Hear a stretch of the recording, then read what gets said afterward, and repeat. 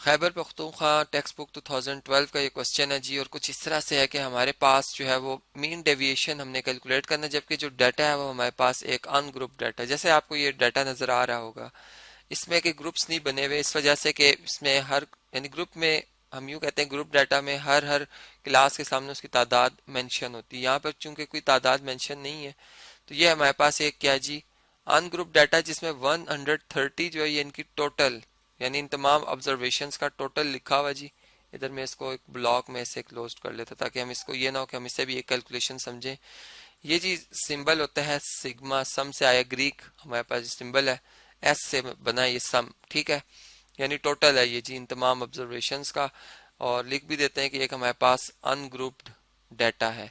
अब हमने इसमें फाइंड क्या करना, अगर हम इसको पढ़ें तो यहाँ पर हमारे पास बताया ये गया कि जो डाटा है इसमें आपने मीन डेविएशन जो है वो कैलकुलेट करना है, जिसे हम एम डी से रिप्रेजेंट करते हैं। अब मीन डेविएशन क्या होता है, बेसिकली जैसे हम डिस्पर्शन की बात करते हैं, डिस्पर्शन जो होता है वो फैलाव का नाम है, ठीक है। यानी हम यूं कहते हैं कि जिस तरह डिस्पर्शन में रेंज आती है, स्टैंडर्ड डेविएशन है, वेरिएंस है, ठीक है, इस तरह मीन डेविएशन भी है।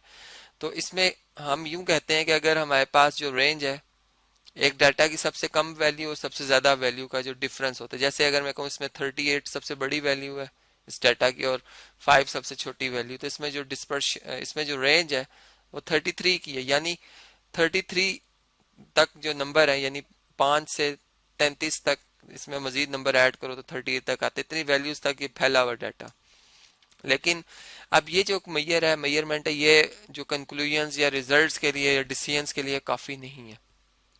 इसके बाद जो हम जो ज्यादा जिस पे मुनहसर हो सकते हैं वो मीन डेविएशन आती है। यानी mean deviation basically risk measure करने के लिए होती है जी। इसमें हम यूं कहते हैं कि हम इस ग्रुप डाटा या कोई भी जो भी हमारे पास डाटा है, जैसे एक अनग्रुप डाटा, तो इसकी एवरेज वैल्यू ले लेते हैं, ठीक है, जिसे हम एक्स बार से रिप्रेजेंट करते हैं।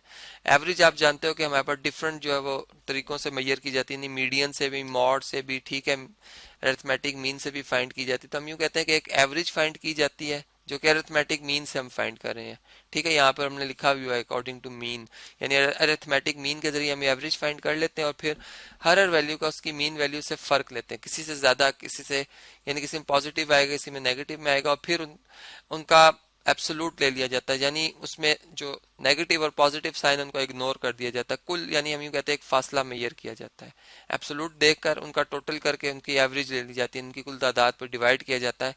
तो एक जो हमारे पास जो वैल्यू आती है वो हमें ये बताती है कि मीन जो है इस डाटा का जो एवरेज है वो इस डाटा की वैल्यू से कितना दूर है या कितना करीब है, ठीक है। चलें अब इसे हम कैलकुलेट करना सीखते हैं, कैसे हम इसे कैलकुलेट कर सकते हैं। तो सबसे पहले हमें जो है अरिथमेटिक मीन फाइंड करना है, ठीक है, क्योंकि हमने अकॉर्डिंग टू मीन की बात की है जिसे हम एक्स बार से रिप्रेजेंट करते हैं। इसका फार्मूला होता है जी तमाम ऑब्जर्वेशंस का सम, और इनको फिर डिवाइड किया जाता है इनकी कुल तादाद से। तो आप अगर देखें तो इनमें इनकी तादाद बनती है 1 2 3 4 5 6 7, ठीक है। यानी इसमें एन जो हमारे पास है वो 7 है, यहाँ पे मैं इसे लिख देता हूँ। जबकि इसमें जो इनका सम बना है सिग्मा एक्स, ये हमारे पास 133 है, ठीक है।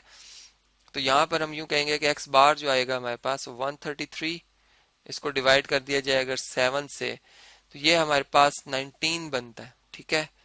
तो ये आप इसे यानी डिवाइड करके भी देख सकते हैं जी। 133 को अगर डिवाइड किया जाए 7 से तो ये 19 जवाब आ जाता है। तो ये हमारे पास 19 आ जाएगा एक्स बार, ठीक है। अब एवरेज जो है इस डाटा की, इसका हर हर वैल्यू से जो डिफरेंस है वो हम कैलकुलेट करते हैं। यानी 5 का 19 से जो डिफरेंस है वो यहाँ पे आएगा जी, बड़ी वैल्यू का साइन माइनस का है, पहले वो लिखेंगे, 19 में से 5 माइनस कर देंगे, 14 आ जाएगा। ऐसी हर हर वैल्यू का हम डिफरेंस लेते हैं। जैसे 8 का 19 से अगर देखा जाए तो ये हमारे पास -11 आ जाता है, ठीक है। इसी तरह 12 का 19 से अगर फर्क देखा जाए तो -7 का आएगा, ठीक है। इसी तरह 17 का 19 से -2 का आ जाएगा। 21 का अगर 19 से फर्क लिया जाए तो ये 2 का आता है, +2 का आता है। 32 का अगर 19 से डिफरेंस लिया जाए तो 32 में से चले हम माइनस करते हैं जी 19 को, तो ये हमारे पास 13 आ जाता है। और ऐसे ही 38 जो है, 38 को अगर माइनस किया जाए इसमें से किसे जी 19 को, तो हमारे पास ये जवाब 19 ही आ जाता है। ठीक है, अब देखें अगर अगर हम इनका एब्सोल्यूट ना लेना तो यहाँ पर ये ऐसा भी हो सकता है कि डेविएशन जीरो आ जाए, यानी इनका सम करें जीरो आ जाए, और ऐसा भी हो सकता है कि वो डेविएशन मुकम्मल डेविएशन ना हो। हमने हमने नेगेटिव और पॉजिटिव साइन को इग्नोर कर देना है। यानी जब हम एब्सोल्यूट की बात करते हैं तो हम यूं कहते हैं कि फर्ज करें एक हमारे पास ये लाइन है, ठीक है, ये हमारे पास स्टार्टिंग है, ओरिजिन है। ठीक है, अब मैं कहता हूं कि बताओ वो कौन सा वो पॉइंट है जिसका फासला जो है वो ओरिजिन से 3 आता है। ठीक है, तो वो 2 पॉइंट है, यानी दो हमारे पास नंबर है। एक हमारे पास +3 बनता है जो कि 0 से राइट साइड पर, और एक है -3 जो कि 0 से लेफ्ट साइड पर। दोनों का अगर फासला मेजर किया जाए तो वो 3 ही आएगा, क्योंकि फासला एक पॉजिटिव वैल्यू होती है। तो जब हम एब्सोल्यूट हटाते हैं तो यहाँ पे इसीलिए हम +-3 पुट कर लेते हैं कि यहाँ पे चूंकि चांस है कि ये +3 भी हो सकता था, -3 भी हो सकता था। ठीक है, तो ऐसे ही यहाँ पर जब इनका एब्सोल्यूट लिया जाएगा इन नंबर का तो 14 आएगा, इस तरह ये 11 आ जाएगा, ये 7 आ जाएगा, ये 2 आ जाएगा, इस तरह ये भी 2 आ जाएगा, ये 13 आ जाएगा, और ये 19 आ जाएगा। ठीक है, अब हम इन तमाम वैल्यूज का टोटल करते हैं, यानी हम देखते हैं कि ये सम यानी टोटल हम कर रहे हैं इनका तमाम डेविएशंस का कि क्या बनता है। ठीक है, तो कैलकुलेटर से जल्दी जल्दी कैलकुलेट करते हैं जी। देखें हमारे पास 19 था, इसमें हमने ऐड कर देना है 13 को।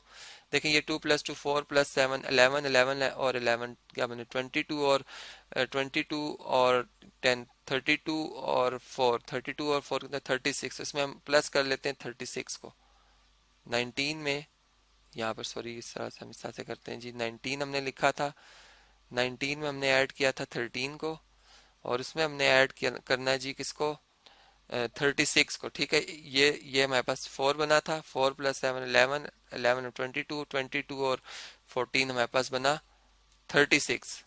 तो इसमें अगर हम 36 ऐड करें तो ये बनता है 68। ठीक है, तो अब 68 तो टोटल डेविएशन, और इसके एवरेज अगर ली जाए तो मीन डेविएशन, मीन यानी जैसे अरिथमेटिक मीन की हमने बात की थी, ये मीन डेविएशन आ जाएगी। तो यहाँ पर जो हमारे पास इनका एब्सोल्यूट वैल्यू में सम बना है, और फिर इसको इनकी कुल तादाद से डिवाइड कर देंगे, तो इस 68 को अगर आप 7 पे डिवाइड कर दें, देखते हैं जी क्या जवाब बनता है। डिवाइडेड बाय 7 तो ये 9.714 बनता है, 9.714।